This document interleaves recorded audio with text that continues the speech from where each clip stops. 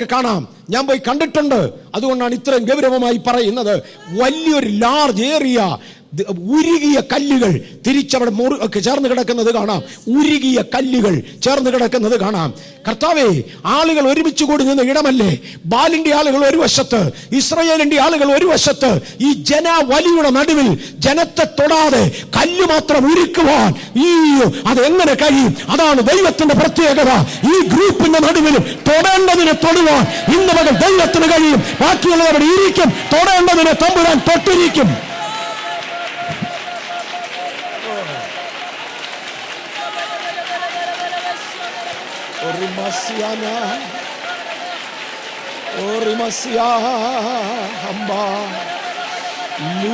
കർത്താവേ, ഇന്ന് മകൾ തൊടേണ്ടതിന് എങ്ങ് തൊടണമേ. ഇതിന് നടുവിൽ സംസാരിക്കേണ്ടവരോടങ്ങ് സംസാരിക്കണേ. ഇതിന് നടുവിൽ തൊടേണ്ടവരെ എങ്ങ് തൊടണമേ.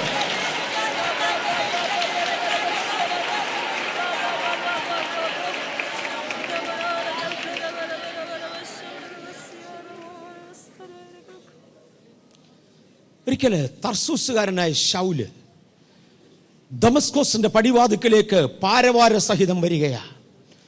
മഹാപുരോഹിതന്മാരുടെ അധികാരപത്രം കയ്യിലെടുത്തുകൊണ്ട് ദമസ്കോസിൽ വരച്ച അവിടെയുള്ള ക്രിസ്തീയ ശിഷ്യന്മാരെ കൊല്ലുവാനും തടങ്കലിലാക്കുവാനും ഉപദ്രവിക്കുവാനുമായി കട്ടായന്മാർ യുവാക്കന്മാരുമായി, ഇന്നത്തെ ഭാഷയിൽ ഗുണ്ടാകളുമായി യെരൂശലേമിന്റെ ഗേറ്റിന്റെ അകത്തേക്ക് ദമസ്കോസിന്റെ പടിവാതിലിന്റെ ഉള്ളിലേക്ക് വരുമ്പോൾ പെട്ടെന്ന് നട്ടുച്ചയ്ക്ക് സൂര്യനെ കവിയുന്ന ഒരു പ്രകാശം അവരുടെ ചുറ്റും മിന്നി. ഇടിവെട്ടിയെന്ന് ജനത്തിന് തോന്നി. ആ പ്രഭയിലും പ്രകാശത്തിലും ജനം ഓടുമ്പോൾ ശൗലിന് മാത്രം ഒരു ശബ്ദം കേൾക്കാം. ശൗലേ, ശൗലേ, നീ എന്നെ ഉപദ്രവിക്കുന്നത് എന്ത്? പലരും ഒരുമിച്ച് യാത്ര ചെയ്യുകയാ, ഒരാളിന് മാത്രം ശബ്ദം കേൾക്കാം. ഇന്ന് പകൽ 2500ഓളം ആളുകൾ ഇതിനകത്തിരിപ്പുണ്ട്. വ്യത്യസ്ത രാജ്യങ്ങളിൽ ആളുകൾ നിങ്ങളെ ശ്രദ്ധിക്കുക. ആരോട് ദൈവം ഇടപെടും അവര് മാത്രം ശബ്ദം കേൾക്കും. ദൈവം ഒരു സമൂഹത്തിന് നടുവിൽ വ്യക്തികളോട് ഇടപെടുന്നവനാണ്. ദൈവം ഒരു സമൂഹത്തിന് നടുവിൽ വ്യക്തികളോട് ഇടപെടുന്നവനാ. ഒരു പ്രസംഗകൻ എന്നതിൽ, അല്ലെങ്കിൽ ഇന്നിവിടെ നിന്നുകൊണ്ട് ജനത്തോട് സംസാരിക്കുന്നവൻ എന്നതിൽ എന്റെ ദൗത്യം അഡ്രസ് ദ ക്ലാസ്, ഇരിക്കുന്ന മുഴുവൻ പേരെയും ഒരുമിച്ച് സംബോധന ചെയ്യുകയാ. എന്നെ ശ്രദ്ധിക്കുന്ന എല്ലാവർക്കും മനസ്സിലാകുവാൻ എല്ലാവരെയും സംബോധന ചെയ്യുക. പക്ഷെ ദൈവം അതല്ല. ഈ അഡ്രസ് എ പേഴ്സൺ. ജനത്തിന്റെ നടുവിൽ നിന്ന് ആരോട് ഇടപെടണം അവൻ വ്യക്തിയോട് സംസാരിക്കും. എന്റെ ദൈവത്തിന്റെ പ്രത്യേകത ഏതാണ്? ആദാം എന്ന ഏകനിൽ നിന്ന് കോടാനുകോടികളെ സൃഷ്ടിച്ച് നിയന്ത്രിക്കുന്നവനായ എന്റെ ദൈവത്തിന്റെ പ്രത്യേകത വൃഥ സംസാരിക്കാതെ ആരോട് ഇടപെടണം അവരോട് സംസാരിക്കുന്നവനാണ് ഇന്നെന്റെ ദൈവം. ഹല്ലേലൂയ. ഇന്ന് പകൽ ചില വിടുതലുകൾക്കായി ചില വ്യക്തികളുടെ മേൽ ദൈവശബ്ദം വരിക. ഹല്ലേലൂയ. യേശുവിന്റെ ബലമുള്ള നാമത്തില് ഇന്ന് പകൽ ഒരു ദൈവശബ്ദം ചിലതിനെ തൊടുക.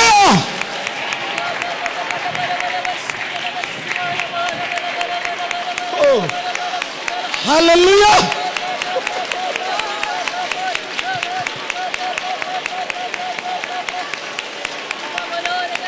ആ വലിയ ദൈവശബ്ദത്തിന്റെ വേറൊരു പ്രത്യേകത, ആ ശബ്ദം കാദേശ് മരുഭൂമിയെ നടുക്കും. ആ ശബ്ദം വനങ്ങളെ തോലിരിക്കും. അതേ ശബ്ദം മാൻപേടകളെ പ്രസവിക്കുമാറാക്കും.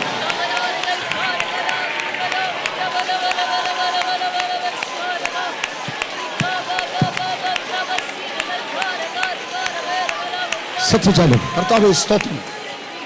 കാദേശ് മരുവിന് ഒരു നടുക്കമുണ്ടാകും. ഇതര വനങ്ങളുടെ തോലിരിഞ്ഞു മാറും. മാൻപേടകൾക്ക് അത് അനുഗ്രഹമാ. ഒറ്റ ശബ്ദം, യഹോവയുടെ ശബ്ദം പെരുവെള്ളത്തിന്റെ മീതെ മുഴങ്ങും. യഹോവയുടെ ശബ്ദം വനങ്ങളെ തോലിരിക്കും. യഹോവയുടെ ശബ്ദം കാദേശ് മരുവിനെ നടുക്കും. യഹോവയുടെ ശബ്ദം മാൻപേടകളെ പ്രസവിക്കുമാറാക്കും. ഒറ്റ ശബ്ദം വ്യത്യസ്ത വ്യക്തികൾക്ക് വ്യത്യസ്ത ഫലം ചെയ്യും. ശൗലിനോടുകൂടെ വന്നവർ ഭയന്നോടുമ്പോൾ ശൗൽ ദൈവശബ്ദം കേൾക്കുകയാ. ശൗലെ, നിന്നെ ഓടിക്കാനല്ല ഞാൻ വന്നത്, നിന്റെ കൂടെയുള്ളവരെ ഓടിച്ചേച്ച് നിന്നെ രൂപീകരിക്കാൻ വന്നതാ. ഇന്ന് മകൾ ഒരുമിച്ച് വന്ന ചിലര്, ഇന്ന് മകൾ ചേർന്ന് നിൽക്കുന്ന ചിലര് ഓടിക്കേണ്ടതിന് ഓടിച്ച് രൂപീകരിക്കപ്പെടേണ്ടതിന് രൂപീകരിച്ചയക്കുവാൻ ദൈവത്തിന്റെ ശബ്ദം ഇന്നിവിടെ മുഴങ്ങുകയാ.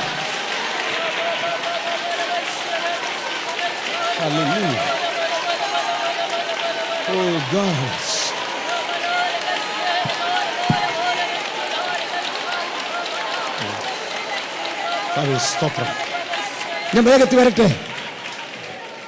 എവിടെയും ഇത് നമുക്ക് കൊണ്ടേ ക്ലോസ് ചെയ്യണം. ദൈവത്തിന്റെ ഹിതപ്രകാരം ക്ലോസ് ചെയ്യണം. ഏലിയാവ് ഈ മഹൽക്കാര്യം ചെയ്തു. തൻ്റെ ഈ പ്രാർത്ഥനയിൽ തീയിറങ്ങി. അതോടുകൂടെ ജനത്തിന്റെ ഇടയിൽ ഒരു വേർപാട് നടന്നു. യഹോവയാണ് ദൈവമെന്ന് ഇസ്രായേൽ സമ്മതിച്ചു. അവരുടെ കണ്ണിന്റെ മുമ്പിൽ ദൈവം അത് തെളിയിച്ചു കൊടുത്തു. എവിടെയോ പരിശുദ്ധാത്മാവ് നിൽക്കുന്നു. ചിലതിന്റെ മുമ്പിൽ ദൈവം തെളിയിച്ചു തരും. ഈ കഴിഞ്ഞ 7 വർഷം ദൈവം തെളിയിച്ചില്ല. കഴിഞ്ഞ 7 വർഷം തോന്നലുകൾ ഉണ്ടാക്കി സംശയിച്ച് നിന്റെ മുമ്പിൽ ദൈവം തെളിവിട്ടു കൊടുത്തു. ഈ ദിവസങ്ങളിൽ ദൈവം ചില കാര്യങ്ങൾ തെളിയിക്കട്ടെ. നിങ്ങളെ ദൈവം അയക്കുന്ന ഇടത്ത്, ഞാൻ നിങ്ങൾ പോകുന്ന ഇടത്ത് ദൈവം ചിലത് തെളിയിക്കുവാൻ. ഹല്ലേലൂയ.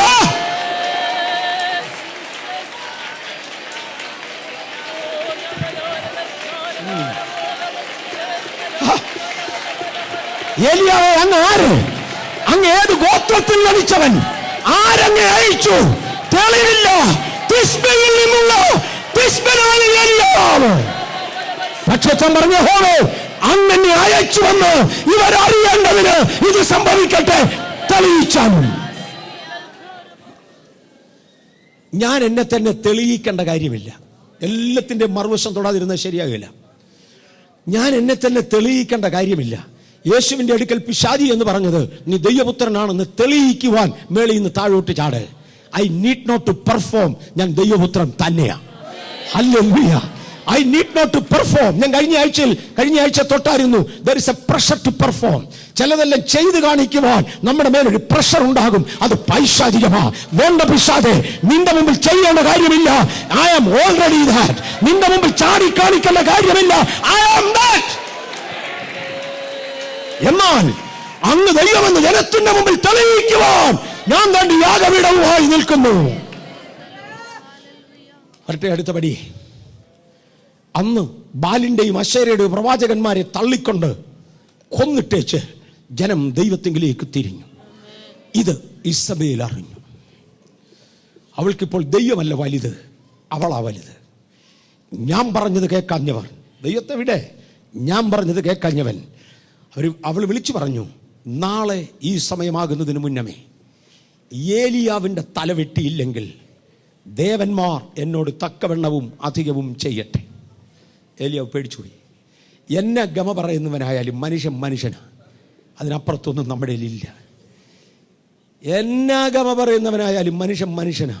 ഞാൻ രക്ഷിക്കപ്പെട്ടതുകൊണ്ട് ഇനി എനിക്ക് വടിക്കോൾ പ്രലോഭനമില്ല, ഇനി എനിക്ക് ടെംപ്ടേഷൻ ഇല്ല, ഒക്കെ ചുമ്മാതാ.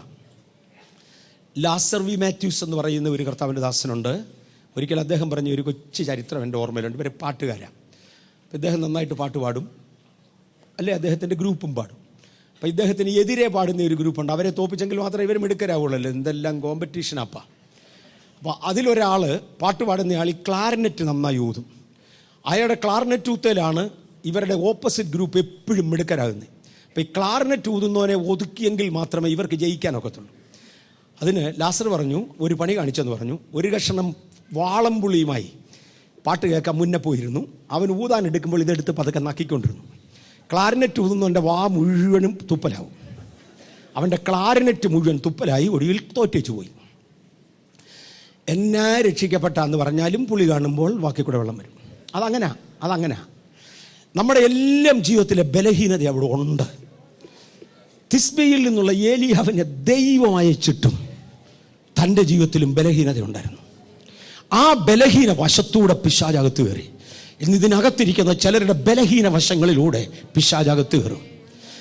ആഹാബ് രാജാവിൻ്റെ മുമ്പിൽ നേരെ നിന്നവൻ ഇസബേലിൻ്റെ മുമ്പിൽ ഭയന്നുപോയി. ഏലിയാ പറഞ്ഞു, ഇനി ജീവിച്ചിട്ട് കാര്യമില്ല.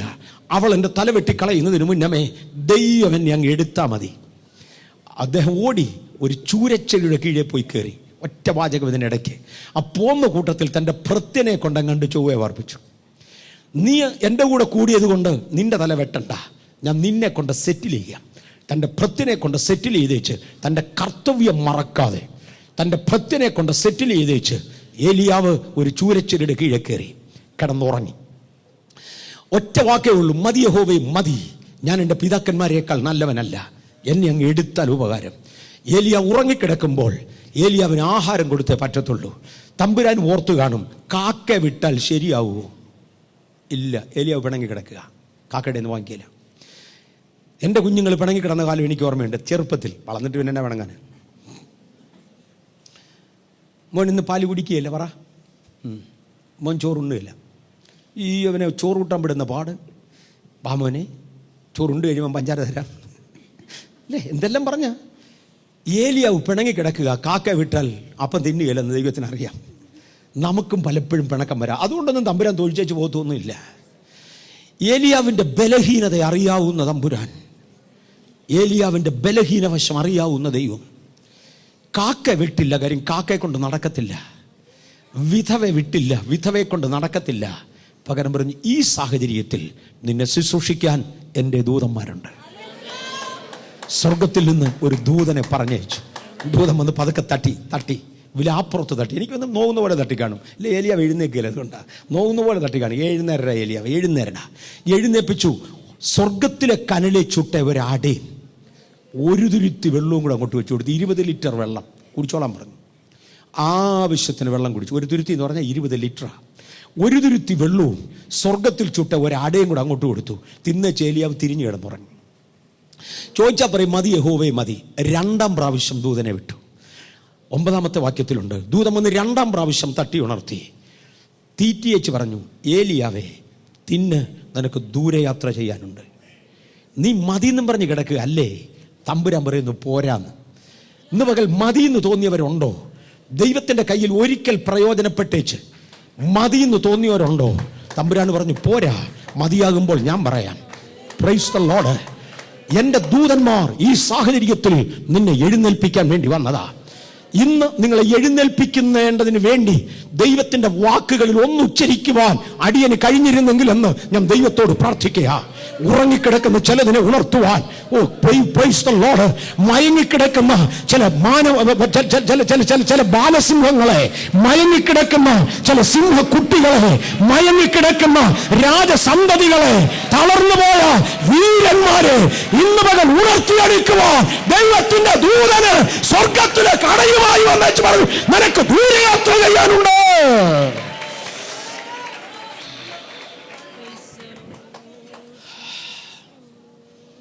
അതിനു മുമ്പ് ഒരിക്കലും എൻ്റെ മനസ്സിൽ കൂടെ വന്നിട്ടില്ലാത്തൊരാശയം പരിശുദ്ധാത്മാവെന്നെ ഏൽപ്പിക്കുന്നു. അതുകൊണ്ട് ഞാൻ പറയട്ടെ, നിനക്ക് ദൂരയാത്ര ചെയ്യാനുണ്ട്. നിനക്ക് പകരം മറ്റൊരു പ്രവാചകനെ അഭിഷേകം ചെയ്യാനുണ്ട്. ഒത്തിരി ഇനി ചാടിയാ വരുന്നേ. നിനക്ക് പകരം മറ്റൊരു പ്രവാചകനെ അഭിഷേകം ചെയ്യാനുണ്ട്. നീ തളർന്ന സമയം, നീ കൊണ്ട പാർപ്പിച്ചപ്പോൾ സുഖമായി നിന്നെ വിട്ടുപോയ പാർത്തെ അവനെ അവനെ ഇനി തിരിച്ചു വിളിക്കണ്ട.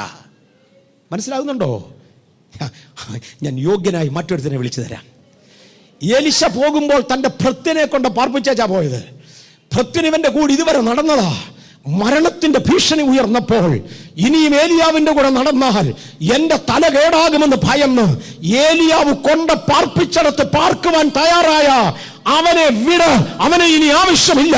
അവനെ അഭിഷേകത്തിന് ഇനി കൊള്ളുകയില്ല. പകരം അഭിഷേകം പകരുവാൻ കൊള്ളാകുന്ന ശാഫാത്തിന്റെ മകനായ ഏലീശ എന്ന ഒരുവനെ ഞാൻ കണ്ടിട്ടുണ്ട്.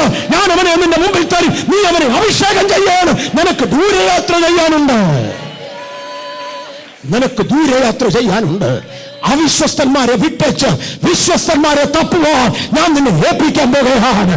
ഹല്ലേലൂയ.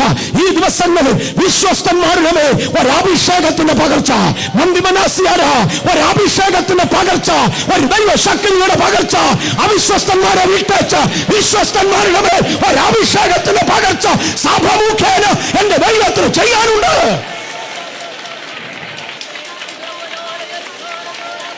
അവനെ വിട്, അവനെ വിട്. ഞാൻ ഒരുവനെ കണ്ടിട്ടുണ്ട്. ശാഫാത്തിന്റെ മകനായ എലീശയെ നിനക്ക് പകരം അഭിഷേകം ചെയ്യണം. സ്വർഗത്തിലെ ഒരു ദൂതനെ അയച്ച് അടകൊടുത്ത ദൈവം. ഞാൻ ഒത്തിരിയും കൂടെ വേഗത്തിൽ പൊക്കോട്ടെ. സങ്കീർത്തനങ്ങൾ 91:11 വേഗത്തിൽ വായിച്ചാട്ടെ. നിന്റെ എല്ലാ വഴികളിലും നിന്നെ കാക്കേണ്ടതിന് അവൻ നിന്നെ കുറിച്ച് തന്റെ ദൂതന്മാരോട് കൽപ്പിക്കും. ഇന്ന് നിന്നെ കുറിച്ചെന്ന് അവിടെ പറയുന്ന പദം എന്നെ കുറിച്ചെന്ന് അവരോരങ്ങ് പറഞ്ഞോണം. എൻ്റെ എല്ലാ വഴികളിലും എന്നെ കാക്കേണ്ടതിന് ദൈവം എന്നെക്കുറിച്ച് തൻ്റെ ദൂതന്മാരോട് കൽപ്പിച്ചിട്ടുണ്ട്. എല്ലാ വഴിയിലും എത്ര പേര് സത്യമായി വിശ്വസിക്കുന്നു? ഇത് പ്രസംഗമല്ല, വചന ശുശ്രൂഷ. വചനം നമ്മെ ശുശ്രൂഷിക്കുക, വചനം കൊണ്ട് നാം അന്യോന്യം ശുശ്രൂഷിക്കുക. ഇന്ന് പകൽ സത്യമായി ഇത് വിശ്വസിക്കുന്നവർ ആത്മാർത്ഥത അടിത്തട്ടി എന്ന് പറഞ്ഞു. എന്റെ എല്ലാ വഴികളിലും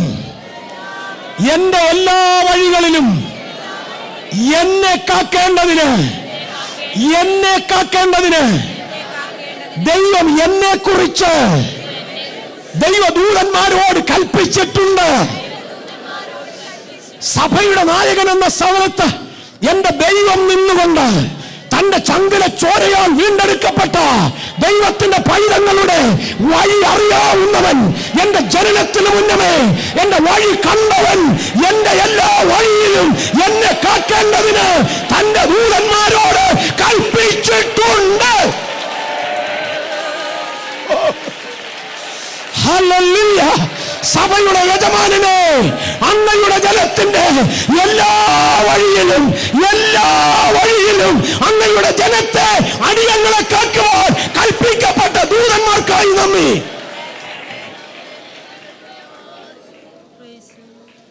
വാക്യങ്ങൾ ചിലത് ഞാൻ വായിക്കാതെ പറഞ്ഞു വിടട്ടെ. ദാനിയേൽ പ്രവചനം 6:22 വായിക്കുന്നില്ല. സിംഹങ്ങളുടെ ഗുഹയിലേക്ക് ദാനിയേലിനെ എടുത്തെറിഞ്ഞു. ദാനിയേൽ ഒരു സാക്ഷിയുണ്ട്. സിംഹങ്ങളിലേക്ക് കേടുവരാതിരിക്കേണ്ടതിന് ദൈവം തന്റെ ദൂതന്മാരെ അയച്ച് ഇവന്മാരുടെ വായടച്ചു. രണ്ട് പ്രസ്താവനകൾ. അടുത്തത് 3-ാമത്തെ അധ്യായത്തിൽ ദാനിയേൽ 3:25, 28 ചേർത്ത് വായിച്ചാൽ, യഹോവയുടെ ദൂതൻ തീച്ചൂളയിലിറങ്ങി ശദ്രക്, മേശക്, അബേദ്നെഗോ എന്നിവരെ രക്ഷിച്ചു. അസാമാന്യമായ രണ്ട് സാഹചര്യങ്ങളാണ്.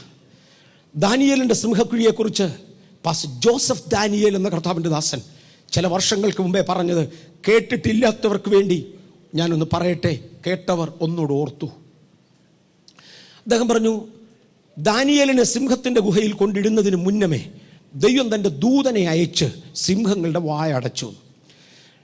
പാസ്റ്റർ ജോസഫ് ദാനിയേൽ ചോദിച്ചു, ദൈവത്തിൻ്റെ ദൂതന്മാർ സിംഹക്കുഴിക്കകത്ത് കുത്തിയിരിക്കുകയാണോ ഇതിൻ്റെ വായ്പോത്ത് പിടിച്ചുകൊണ്ട്?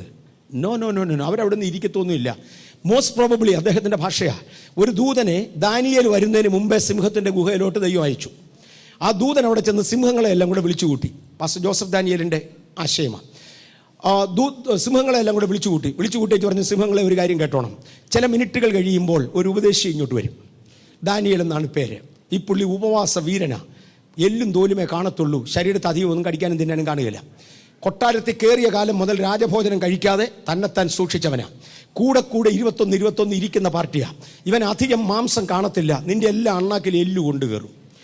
ഇവനെ തൊടാതെ മിണ്ടാതെ മാറിയിരുന്നേക്കാമെങ്കിൽ നാളെ രാവിലെ രാജഭോജനം കഴിച്ച് തടിച്ചു കൊഴുത്ത ഒരു പറ്റത്തെ ഇങ്ങോട്ടിട്ട് തരാം. ഏതൊക്കെ സിംഹത്തിന് എല്ല് കടിക്കണം? സിംഹങ്ങളെല്ലാം പറഞ്ഞ് ആർക്കട എല്ല് വേണ്ടത്? മറ്റേത് ഉറപ്പാണോ? ദൈവദൂതൻ പറഞ്ഞാൽ പിന്നെ ഉറപ്പല്ലേ? രാവിലെ ഇട്ടേക്കാം. രാജഭോജനം കഴിച്ച് പോഷിപ്പിക്കപ്പെട്ട നല്ല കൊഴുത്ത പുള്ളികളെ ഇങ്ങോട്ട് ഇട്ട് തരാം. എന്നാൽ അത് മതി. ഇന്ന് സിംഹങ്ങളെല്ലാം കൂടെ തീരുമാനിച്ചു. അവരിങ്ങനെ നോക്കി കിടക്കുമ്പോഴാണ് വേണ്ട വരുന്നു ഉണങ്ങിയ പുള്ളി ദാനിയേൽ. അവരത് തിരിഞ്ഞങ്ങ് കിടന്നത്, അനങ്ങാൻ പോലും പോയില്ല. കാര്യം ഇനി ഇവനോട് വല്ലതും ചോദിച്ച് വഴക്കുണ്ടായി എങ്കിലും കടിച്ചു പോയെങ്കിൽ അല്ലേ അത് ശരിയാകുകയില്ല. അതുകൊണ്ട് അവർ മാറിക്കിടന്നു. എന്നിട്ട് ജോസഫ് ദാനിയേൽ ഒരു കാര്യം പറഞ്ഞു, അങ്ങനെയാണെങ്കിൽ സിംഹത്തിൻ്റെ ഭാഷ അറിയാവുന്ന ദൂതന്മാർ ദൈവത്തിനുണ്ട് അല്ലേ? അതായിരുന്നു അന്നത്തെ ഇമ്പോർട്ടൻ്റ് ഭാരം. കന്നഡ അറിയാവുന്ന ദൂതന്മാർ ദൈവത്തിനുണ്ട്. നിങ്ങളുടെ ഓഫീസിലെ ബോസിൻ്റെ ഭാഷ അറിയാവുന്ന ദൂതന്മാരുണ്ട്. നിങ്ങളെ ഇട്ട് അലട്ടുന്ന അയലോക്കക്കാരൻ്റെ ഭാഷ അറിയാവുന്ന ദൂതന്മാരുണ്ട്. ഏത് ഭാഷയിൽ ഇടപെട്ടാൽ കൊക്കുവെന്ന് ദൈവത്തിന്റെ ദൂതൻ അറിയാം. ഇന്ന് പകൽ എന്നോട് കൽപ്പിക്കപ്പെട്ട ദൂതന് എന്നെ നേരിടുന്നവനെ അറിയാം, അവന്റെ വഴി അറിയാം, അവന്റെ പോക്കറിയാം, അവന്റെ വരവ് അറിയാം. എന്നെ എതിർക്കുന്നവന്റെ വഴി അറിയാവുന്ന ഒരു ദൂതനോടാണ് എന്നെ കുറിച്ച് കൽപ്പിച്ചിരിക്കുന്നത്. ഓ ഗോഡ്. നമ്മുടെ ചർച്ചിലെ ഒരാൾ ഒരിക്കൽ ഇങ്ങനെ പറഞ്ഞു, ദാനിയേലിന്റെയും ശദ്രക്, മേശക്, അബേദ്നെഗോവിന്റെയും കാര്യം തൊട്ടുണ്ട. എബ്രായ ലേഖനം 11-ാമത്തെ അധ്യായത്തിൽ പറയുന്നുണ്ട്, വിശ്വാസത്താൽ അവർ തീയുടെ ബലം കെടുത്തി സിംഹങ്ങളുടെ വായടച്ചു. അദ്ദേഹം പറഞ്ഞ വാചകം ഞാൻ ഒന്നുകൂടെ ആവർത്തിക്കാം. എൻ്റെ ആശയമല്ലെങ്കിൽ നമ്മുടെ ചർച്ചയിലുള്ള വേറൊരാളുടെ ആശയമാണ്. ആ ആശയം ഞാൻ ഒരു പ്രാവശ്യം കൂടെ തൊടാം. സിംഹത്തെ കൊന്ന പുള്ളികൾ ഒരുപാടുണ്ട്. ദാവീദ് കൊന്നിട്ടുണ്ട്, ശിംശോൻ കൊന്നിട്ടുണ്ട്, പലരും സിംഹത്തെ കൊന്നിട്ടുണ്ട്. പക്ഷെ സിംഹത്തിന്റെ വായടച്ച് ഒരുത്തിനെ പോലും കാണാനില്ല. അത് ദാനിയേൽ മാത്രമേ ഉള്ളൂ. ദാനിയേൽ സിംഹങ്ങളുടെ ഗുഹയിലോട്ട് ഇറങ്ങി നിന്നുകൊണ്ട് സിംഹത്തെ വെല്ലുവിളിക്കുന്ന നാണം കെട്ട സിംഹമേ, കഴകമുണ്ട് പല്ലൊന്ന് കാണട്ടെ, വാ വാ വാടാ, കഴകമുണ്ടെങ്കിൽ നിന്റെ പല്ലൊന്ന് കാണട്ടെ. വാ തുറക്കത്തില്ല. വിശ്വാസത്താൽ സിംഹത്തിന്റെ വായടച്ചു. ശദ്രക് മേശക് അബേദ്നെഗോവ് ബാബേല്യമായ തീയുടെ നടുവിലോട്ട് ഇറങ്ങി നിന്നൊരു വെല്ലുവിളിയാണ്. എടാ നാണം കെട്ട തീയെ, കഴിയുമെങ്കിൽ എൻ്റെ മുടിയെ നൊന്ന് കരിക്കടാ, വാ വാ, നിന്റെ ബലം കെടുത്താൻ ഇതിന്റെ നടുക്കിറങ്ങി നിൽക്കുക. ഇന്ന് രാവിലെ ഒരു സഹോദരൻ എന്നെ വിളിച്ചേച്ച് പറഞ്ഞു, ഇന്ന മാസികയ്ക്കകത്ത് നമ്മളെക്കുറിച്ച് വളരെ മോശമായിട്ട് എഴുതിയിട്ടുണ്ട്. ഞാൻ പറഞ്ഞു, ആന്റി ക്രിസ്ത്യൻ മാസികകൾ ഇങ്ങനെ എഴുതിക്കൊണ്ടിരിക്കും. Who curse? ദൈവത്തിന് വേണ്ടി ആരൊക്കെ പ്രയോജനപ്പെടുന്നു അവർക്കെതിരെ എഴുതുന്ന ഒരുപാട് പേരെ ചെകുത്താൻ പടച്ചു വിട്ടിട്ടുണ്ട്. പക്ഷേ ഇതിന്റെ എല്ലാം ബലം കെട്ടതല്ലാതെ കൃപയാൽ ഇന്ന് വരെ ഒന്നും നമ്മളെ കത്തിച്ചിട്ടില്ല. Praise the lord. നിരൂപണങ്ങൾ തുടങ്ങിയിട്ട് കൊല്ലം 2000 അന്ന് മുതൽ നിരൂപണങ്ങൾ നടക്കുക. എടപ്പിശാചെ എന്തോ ചെയ്തടാ, നിന്റെ ബലം കെടുത്തുവാൻ. ഹല്ലേലൂയ. തീയുടെ ബലം കെടുത്തുവാൻ, തീയുടെ ബലം കെടുത്തുവാൻ, തീയുടെ ബലം കെടുത്തുവാൻ ദൈവത്തിന്റെ ദൂതനെ അയച്ച വലിയ കൃപയ്ക്കായി സ്തോത്രം. ചൂള കത്തത്തില്ലെന്നല്ല, അതിന്റെ ബലം കെടുത്തുവാൻ ദൈവത്തിന്റെ ദൂതനെ അയച്ച വലിയ കൃപയ്ക്കായി സ്തോത്രം. ഓരോ കിംവദന്തികൾ ഓരോരുത്തർ പറയുമ്പോൾ, ഓരോ മാസികകൾ, ഓരോ വലിയവർ എതിരെ എഴുന്നേൽക്കുമ്പോൾ കൃപയാൽ ഞങ്ങളുടെ മിനിസ്ട്രി വളരുക, സഭ വളരുക. എഴുതിയവനൊക്കെ കൊരഞ്ചിയപ്പോൾ കൃപയാൽ കർത്താവ് നമ്മെ കൊഴിപ്പിച്ചു. Praise the lord. എഴുതിയവനൊക്കെ ഇന്ന് വന്ന് കൈ നീട്ടുമ്പോൾ, ഞാൻ ആ പദത്തിലൂടെ പോകുന്നില്ല, എഴുതിയവനൊക്കെ ഇന്ന് വന്ന് കൈ നീട്ടുമ്പോൾ കർത്താവ് നമ്മെ മാനിച്ചു. തീയല്ല, തീയുടെ ബലം കെടുത്തുവാൻ, സിംഹത്തെ കൊല്ലാനല്ല, അതിന്റെ വായടയ്ക്കാൻ, ആ നാണക്കേടതിന് സ്ഥിരമുണ്ടാകുവാൻ ദൈവം നമ്മിൽ പ്രസാദിച്ചതിനായി ഞാൻ എൻ്റെ ദൈവത്തെ സ്തുതിക്കുന്നു. പ്രാവശ്യം എഴുതിയെന്ന് ഞാൻ കേട്ട, ഞാൻ വായിച്ചില്ല, ഞാനിത് വായിക്കാറില്ല. ഈ ദൈവകൃപ പരത്താത്തതും ദൈവകൃപയ്ക്ക് വിരോധമായി നിൽക്കുന്നതുമായ ലേഖനങ്ങൾ അടങ്ങുന്ന മാസികകൾ കണ്ടാൽ റാപ്പർ പൊട്ടിക്കാതെ ചവറ്റുകൊട്ടയിലിടുക നല്ലതെന്നാണ് എൻ്റെ കണക്ക്. എന്തിനും ഇതും കൂടെ പൊട്ടിച്ച് വായിക്കുന്നു. പണ്ടൊരിക്കലെ പാസ്റ്റർ പി ഡി ജോൺസൺ പറഞ്ഞായിരുന്നു, ഒരു സ്ത്രീയെ ആത്മഹത്യ ചെയ്യാൻ പോയി എന്നങ്ങ് ഇരിക്കട്ടെ, അവരെ ആത്മഹത്യ ചെയ്യാനായിട്ട് വിഷമൊക്കെ വാങ്ങിച്ചുകൊണ്ട് പോകുക. അങ്ങനെ പോകുന്ന കൂട്ടത്തിൽ ഒരു പെന്തിക്കോസ് പള്ളിയുടെ മുന്നേ കൂടെ പോയി. അപ്പോൾ അവിടെ കൊട്ടുവൻ പാട്ടുമൊക്കെ കേട്ടപ്പോൾ ഒരു അരച്ച് വല്ല ആശ്വാസവും കിട്ടുമെങ്കിൽ ആത്മഹത്യ ചെയ്യണ്ടല്ലോ എന്നും കണ്ട് അവരെ പള്ളിക്കകത്ത് എന്ന് കയറി. അപ്പോൾ ഒരാൾ സാക്ഷി പറയാൻ എഴുന്നേറ്റ് പറഞ്ഞു, സ്നാനപ്പെട്ട കാലത്ത് തുടങ്ങിയ കഷ്ടവും പ്രയാസവുമായി ഇതുവരെ മാറിയില്ല. അപ്പം വേറൊരാൾ എഴുന്നേറ്റ് പറഞ്ഞു, അന്ന് മുതൽ ദുഃഖമാണ്, ഇതുവരെ മാറിയില്ല, നാട് മുഴുവൻ എതിരാ. അപ്പോൾ ഈ സ്ത്രീ എഴുന്നേറ്റ് പറഞ്ഞെന്നാ പറഞ്ഞു, ഗതികെട്ടതുകൂടെ കേൾക്കാതെ നേരത്തെ ചാത്തിരുന്നെങ്കിൽ നന്നായിരുന്നു. അപ്പം ഇതുകൂടെ കേട്ടേച്ച് ചാകേണ്ടതായിട്ടാണ് വരുന്നത് അല്ലേ?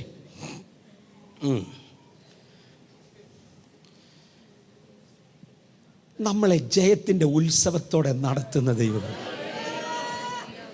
ഒരിക്കലൊരു മാസികക്കാരൻ ഈ ടൈപ്പിൽ ഒരെണ്ണോ എന്നെ വിളിച്ചു പറഞ്ഞു, അച്ഛാ ഒരു 45,000 രൂപ തരാമെങ്കിൽ 2 പേജ് ഞാൻ നിങ്ങളെക്കുറിച്ച് നന്മ എഴുതി വിടാം. ഞാൻ പറഞ്ഞു 5 പൈസ തരികയില്ല, കാശ് കൊടുത്ത് എഴുതിക്കുന്ന സിസ്റ്റം നമുക്കില്ല. എന്നാൽ ഒരു ബോംബ് വരുന്നു പിടിച്ചോ. ഞാൻ പറഞ്ഞു 2 ബോംബ് ഇങ്ങോട്ട് അയച്ചേക്ക്. അതാണ് എഴുത്ത്. ഇത് മനസ്സിലാകുന്നുണ്ടോ? അനുഭവസ്ഥൻ നിങ്ങളുടെ മുമ്പിൽ നിന്ന് വിളിച്ചു പറയുക, ഇതാണ് എഴുത്ത്. ഞാൻ ഒരാശയം കൂടി ഇതിൻ്റെ കൂട്ടത്തിൽ പറയാം, എന്നെ ശ്രദ്ധിക്കുന്നവരെല്ലാം ശ്രദ്ധിച്ചു.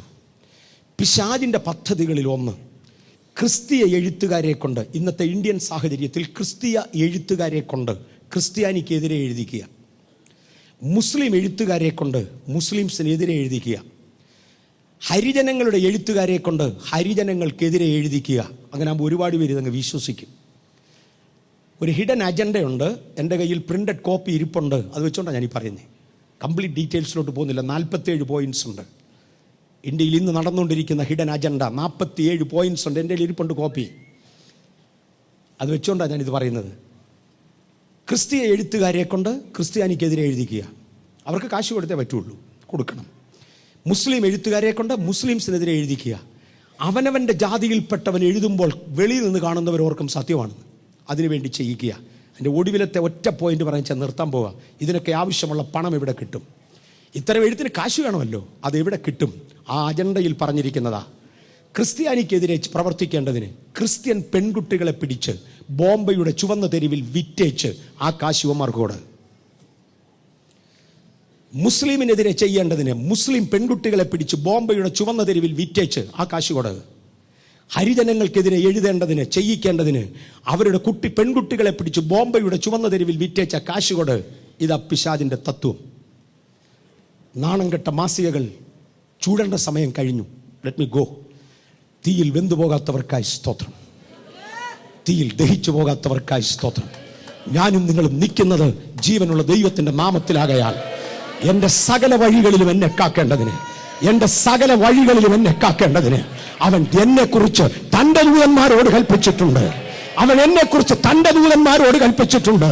ഇന്ന് പകൽ എനിക്ക് വേണ്ടി ഒരു കൽപ്പന പുറപ്പെട്ടതിനായി സ്തോത്രം. ദാനിയേലിന് വേണ്ടി ദൈവം ഇറങ്ങി വന്നു. അപ്പോസ്തലപ്രവൃത്തികളുടെ പുസ്തകം 12-ാം അധ്യായത്തിന്റെ 7-ാമത്തെ വാക്യത്തിൽ എനിക്ക് തോന്നുന്നത് ചൂരച്ചരുടെ കീഴിൽ പോയ ദൂതനായിരിക്കണം പത്രോസിന്റെ അടുക്കൽ ഇറങ്ങി. ഒന്ന് വായിച്ചാട്ടെ. പെട്ടെന്ന് കർത്താവിന്റെ ദൂതനോട് പ്രത്യക്ഷനായി അറയിൽ ഒരു വെളിച്ചം പ്രകാശിച്ചു. അവൻ പത്രോസിനെ വിലാപ്പുറത്ത് തട്ടി വേഗം എഴുന്നേൽക്ക എന്ന് പറഞ്ഞ് അവനെ ഉണർത്തി. പത്രോസ് പടയാളികളുടെ നടുവിൽ കാവൽ കാക്കപ്പെട്ടവനായി കിടക്കുക. നാളെ രാവിലെ വിസ്താരത്തിന് വേണ്ടി കോടതിയിൽ കൊണ്ടുപോകുവാൻ അതിസൂക്ഷ്മതയോടെ കാരാഗ്രഹത്തിന്റെ ഉള്ളറയിൽ പത്രോസിനെ പൂട്ടിയിട്ട് കാവൽ ചെയ്യുകയാ. ഈ കാവൽ എല്ലാ കാലത്തും നിൽക്കുമെന്ന് തെറ്റിദ്ധരിക്കരുത്. ദൈവത്തിന്റെ സമയത്ത് മാത്രമേ നിൽക്കത്തുള്ളൂ. പത്രോസിന്റെ മരണത്തെക്കുറിച്ച് എത്ര പേര് കേട്ടിട്ടുണ്ട്? കൈയൊന്ന് കണ്ടോട്ടെ. പത്രോസിന്റെ മരണത്തെക്കുറിച്ച് കേട്ടിട്ടുള്ളവരുടെ കൈയൊന്ന് കണ്ടോട്ടെ. 1/10 10% ആളുകളുടെ കയ്യെ കാണുന്നല്ലോ. കൈ തത്തിട്ടു. പത്രോസിനെ അവസാനം കുരിശിച്ചു കൊല്ലുകയായിരുന്നു. പത്രോസ് എന്ന ജീവനോടില്ല, അദ്ദേഹത്തെ കുരിശിച്ചു കൊല്ലുകയായിരുന്നു. All right. പക്ഷെ തൻ്റെ മരണസമയമാകുന്നത് വരെ താൻ മുന്നോട്ട് വന്ന് ദൈവം അനുവദിച്ചു. ഒരിക്കൽ തന്നെ പിടിച്ച് കാരാഗ്രഹത്തിലിട്ട് പൂട്ടി നാളെ രാവിലെ കോടതിയുടെ മുൻപാകെ നിർത്തുമെന്ന് പറഞ്ഞ് 2 പടയാളികളുടെ നടുവിൽ കെട്ടപ്പെട്ടവനായി പത്രോസ് കിടന്നുറങ്ങുമ്പോൾ തേണ്ടേ പഴയ ദൂതനായിരിക്കണം വന്നു. ഏലിയാവിനെ വിളിച്ച അങ്ങേരുടെ ശൈലിയാണ് ഈ വിലാപ്പുറത്ത് തട്ടുന്നത്. വന്ന് വിലാപ്പുറത്ത് തട്ടി പത്രോസിനോട് പറഞ്ഞ് എഴുന്നേക്കാൻ. തൻ്റെ കയ്യിൽ നിന്ന് തന്നെ ചങ്ങല താഴെ വീണു. താൻ അറിയാതെ തന്നെ തൻ്റെ കയ്യിൽ നിന്ന് ചങ്ങല താഴെ വീണു. കാരാഗ്രഹത്തിന്റെ വാതിലുകൾ തുറന്നു. തന്നോട് പറഞ്ഞ് എഴുന്നേറ്റ് നടക്ക്, പുതപ്പ് പുതച്ചോണ്ട് വാ, നിനക്ക് വേണ്ടി പ്രാർത്ഥിക്കുന്ന ചിലരുണ്ട്, നീ അവിടെ പോയി നില്ല്. പിറ്റേ ദിവസം രാവിലെ പത്രോസിനെ തിരക്കി ആളുകൾ വന്നു. കാരാഗ്രഹം സൂക്ഷ്മതയോടെ അടച്ചു പൂട്ടിയിരിക്കുന്നതും തുറന്നു എന്നപ്പോൾ അകത്താരും ഇല്ലെന്നും കണ്ടു. ഇതെന്നാ കാര്യമൊന്നൊരു പിടിയുമില്ല. ഇന്ന് എന്നെ കേൾക്കുന്ന ദൈവത്തിന്റെ പൈതലെ, കാവൽക്കാരി വെളിയിൽ നിൽക്കും, കാരാഗ്രഹം പൂട്ടിയിരിക്കും. എന്നെ നടത്തേണ്ടതിനെ നടത്തുവാൻ എന്റെ ദൈവത്തിന് അറിയാവുന്ന എന്റെ കർത്താവിനെ സ്തുതിക്കുന്നു. എന്റെ എല്ലാ വഴികളിലും എന്നെ കാക്കേണ്ടതിന് അവൻ എന്നെ കുറിച്ച് തന്റെ ദൂതന്മാരോട് കൽപ്പിച്ചിരിക്കുന്നു. സാധു സുന്ദർ സിംഗിന്റെ ചരിത്രത്തിൽ ഇപ്രകാരം സംഭവങ്ങളുണ്ട്. ഞാൻ പഴയ നിയമത്തിൽ തുടങ്ങി പുതിയ നിയമത്തിൽ കയറി ഇന്നിന്റെ ചരിത്രങ്ങളിലൂടെ ഇറങ്ങി വരികയാണ്. സാധു സുന്ദർ സിംഗിനെ ഒരു കിണറിനകത്താക്കി, ടിബറ്റിൽ ഒരു കിണറിനകത്താക്കി പൂട്ടി സീൽ ചെയ്ത ശേഷം നാളെ കൊല്ലുവാൻ തീരുമാനിച്ചു പോയി. പിറ്റേ ദിവസം വരുമ്പോൾ സീലിന് കേടില്ല, തുറന്നപ്പോൾ ആളില്ല. ഇന്നിതിനകത്തിരിക്കുന്ന ദൈവ പൈതലെ, ദൈവത്തിന് അറിയാം ആരെ എങ്ങനെ സൂക്ഷിക്കണമെന്ന്. എന്റെ എല്ലാ വഴിയിലും എന്നെ കാക്കുവാൻ എന്നെ കുറിച്ച് തന്റെ ദൂതന്മാരോട് എന്റെ ദൈവം കൽപ്പിച്ചു. ഹല്ലേലൂയ. ഉൽപ്പത്തി പുസ്തകം 28:15 വായിക്കണ്ട. ദൈവം പറയുന്നൊരു വാചകമാണ്. യാക്കോബിനോട്, നീ പോകുന്ന ഇടത്തെല്ലാം ഞാൻ നിന്നെ കാക്കും. നീ എവിടൊക്കെ പോയാലും ഞാൻ നിന്നെ കാക്കും. ബാംഗ്ലൂരിൽ കാവലുള്ളതിനായി സ്തോത്രം, ട്രെയിനിൽ കാവലുള്ളതിനായി സ്തോത്രം, ഫ്ലൈറ്റിൽ കാവലുള്ളതിനായി സ്തോത്രം, വാഹനത്തിൽ കാവലുള്ളതിനായി സ്തോത്രം, കേരളത്തിൽ കാവലുള്ളതിനായി സ്തോത്രം. ഹല്ലേലൂയ. എന്റെ ദൈവം സൃഷ്ടിച്ച ഏതിടത്തും ഏത് മാധ്യമത്തിലും എനിക്ക് കാവൽ തരുവാൻ യാക്കോബിനോട് പറഞ്ഞ വാചകം, നീ പോകുന്നിടത്തൊക്കെയും ഞാൻ നിന്നെ കാത്ത്. കാര്യം, എനിക്ക് നിന്നെ കുറിച്ച് ഒരു ഉദ്ദേശമുണ്ട്, നിന്നെ തിരികെ കൊണ്ടുവരും.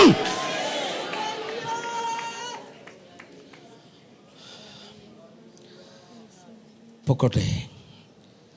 121-ാം സങ്കീർത്തനത്തിന്റെ 4-ാം വാക്യം വായിച്ചു. ഇസ്രായേലിന്റെ പരിപാലകൻ മയങ്ങുകയുമില്ല, ഉറങ്ങുകയുമില്ല. കർത്താവ് ഇത് പറഞ്ഞേച്ച് കിടന്ന് ഉറങ്ങത്തില്ല കേട്ടോ. തൻ മയങ്ങത്തില്ല, ഉറങ്ങത്തില്ല. ഞാൻ ക്ഷീണിച്ച് കിടന്നുറങ്ങുമ്പോൾ, തളർന്ന് കിടന്ന് മയങ്ങുമ്പോൾ ഇസ്രായേലിന്റെ പരിപാലകൻ മയങ്ങത്തില്ല, ഉറങ്ങത്തില്ല. ഉറങ്ങാത്ത ദൈവം, മയങ്ങാത്ത ദൈവം, ഇന്ന് പകൽ എനിക്കും നിങ്ങൾക്കും വേണ്ടി കാവലിരിക്കുന്ന ദൈവം. എന്റെ ദൈവത്തെ ഒന്ന് ആരാധിക്കുവാൻ ഒരു ഞായറാഴ്ച പകൽ മാറ്റിവെച്ചതുകൊണ്ട് കുഞ്ഞെ യാതൊരു തകരാറുമില്ല. എന്റെ പരിപാലകൻ മയങ്ങുന്നില്ല, എന്നെ കാക്കുന്നവൻ ഉറങ്ങുന്നില്ല. രാപകലില്ലാതെ എനിക്ക് വേണ്ടി കാവലിരിക്കുന്ന ദൈവത്തെ ഞാനും ആരാധിക്കട്ടെ.